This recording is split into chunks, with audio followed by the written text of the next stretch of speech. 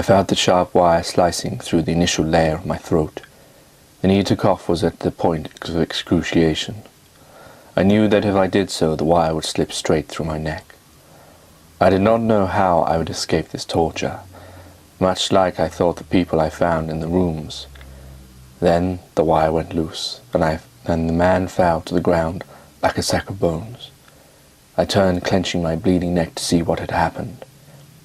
I found the young boy, a chair firmly gripped in his hand. He had saved my life when I was to save his. I bent down in the eye level with the boy and pulled him towards me and gave him the hug he deserved. As I did, I felt time once again cease. I could have lived that moment forever. The bearded man started to grumble. I grabbed the boy's hand and we ran through the corridor to the front door, opened it, flung it shut. A man stood nervously in the door next to the bearded man's house. He was about to close the door behind him. I grabbed the boy in my arms, pushed the man and ourselves through the door, and closed it behind us. You can't come in here," he said, quivering. "It's okay, we mean you no harm." "But it's a mess." "Believe me, we don't care what shape your house is in. That man next door, do you know him? He tried to kill me." I pointed to my neck. The man looked as if he was about to faint. When he saw the bloody stained scar under my hand, his hands were firmly embedded in the light brown cardigan he wrapped around him. "I suppose I have no choice. You must think me something awful. You see, I don't get many guests. I am not the tidiest man. I suppose the two go hand in hand, but I suppose with the world in its shape it is, these are my least of my worries."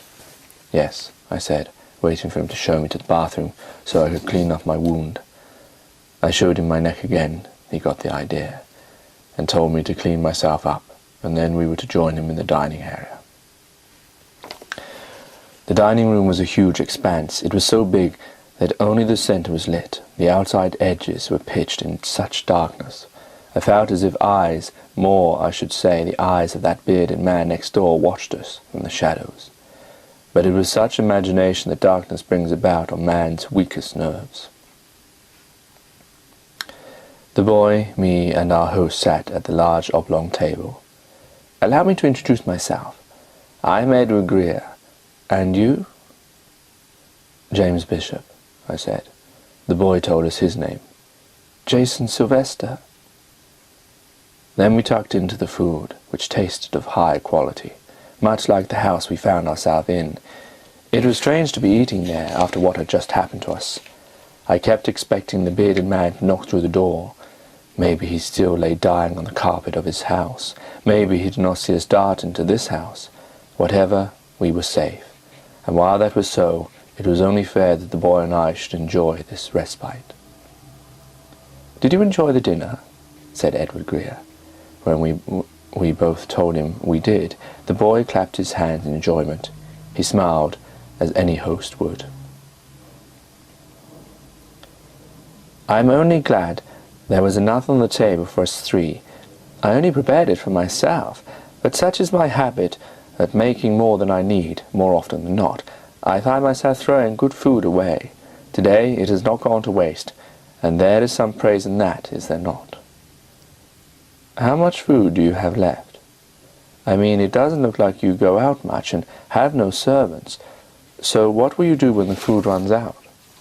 He became nervous in his look, inept. "I had not thought of that. I am no survivor. The thought of having to go out horrifies me. I am a homely person, you see. I like very much my own company. I suspect I shall die, as all will." The boy looked with sadness up to his once joyful host. "But mister, why don't you go out and get some food? It's free now. You don't have to pay. Me and my dad, we went to a shop and filled up our car. It's all free now, all of it, whatever your heart desires." "Yes," he said, but I felt he was saying it more to comfort the boy, as his eyes returned to me after saying so, as if to tell me the real answer that he dare not utter in front of the innocent boy. "Well, you'll take tea with me in the study, I think." He He led us to the study while he went out to brew the tea. I took this opportunity to speak to the young boy. "How are you?" I said, rather ineptly. "I'm fine, sir. Thank you for looking after me. It's very kind of you. You're like my dad." A lump came to my throat. What a kind of thing to say to a complete stranger who'd only done what any other stranger would do. I placed my hand lovingly on his golden hair. "It was nothing. What happened to your father?" I continued. "Like I said to Mr. Greer, we went shopping. We were loading up the car. Then a gang of 4 or 5 men, I don't rightly remember how many, pushed my dad into the car and me to the ground. Then I awoke to find the car gone." As he spoke, I wondered if these men had been the same that had killed the Premier and had destroyed that hotel. Why they should do such a thing I had no idea, but it was as if I knew that law and rules were over. Men would do as they see fit, much answering why these things were there in the first place.